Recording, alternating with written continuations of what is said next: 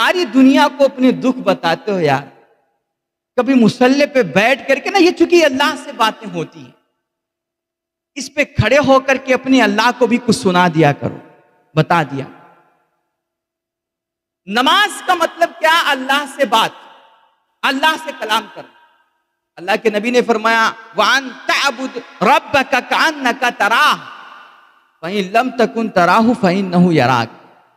جب بندہ عبادت کے لیے مصلی پہ کھڑا ہوتا ہے نا، اس کی کیفیت یہ ہونی چاہیے جیسے وہ اپنے اللہ کو دیکھ رہا ہے۔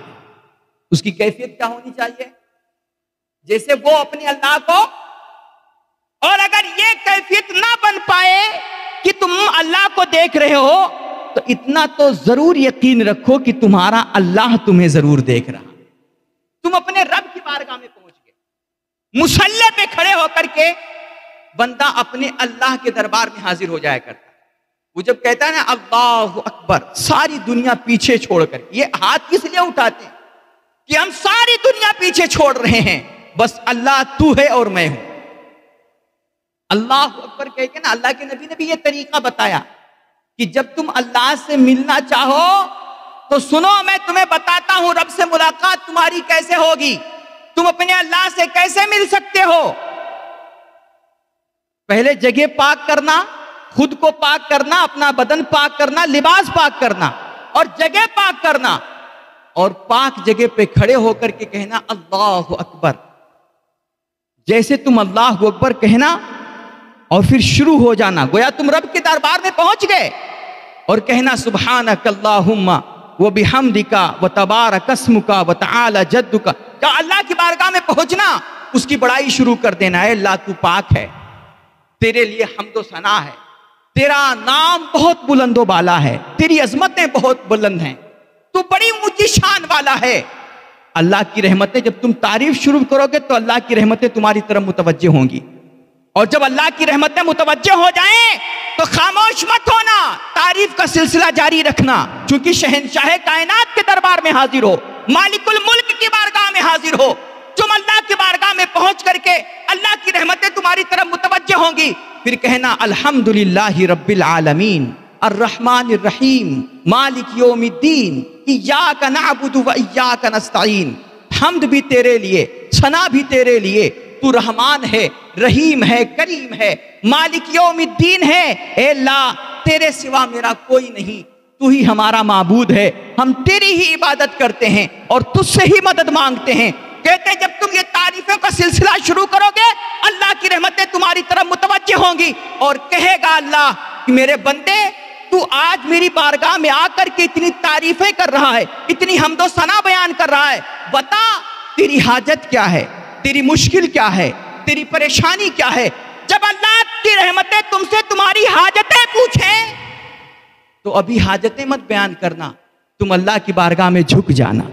رکوع میں چلے جانا، اور کہنا سبحان ربی العظیم، سبحان ربی العظیم۔ میرا رب بہت پاک ہے، بہت عظمتوں والا ہے، بڑی شان والا ہے۔ تم جھک کر کے اللہ کی بارگاہ میں، شہنشاہ کائنات کی بارگاہ میں جھک کر کے اس کی توصیف و ثنا کرنا، اس کی پاکی بیان کرنا، یقیناً اللہ کی رحمتیں کہیں گی میرے بندے بتا،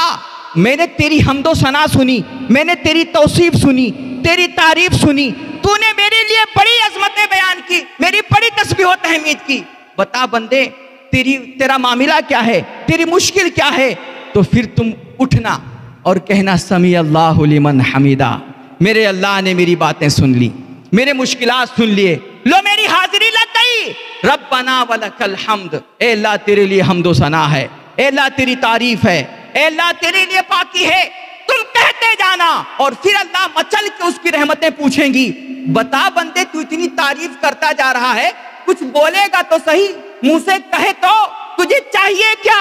تیری ضرورت کیا ہے۔ تو جب اللہ اتنا پوچھے نا تو اب تو گر ہی جانا،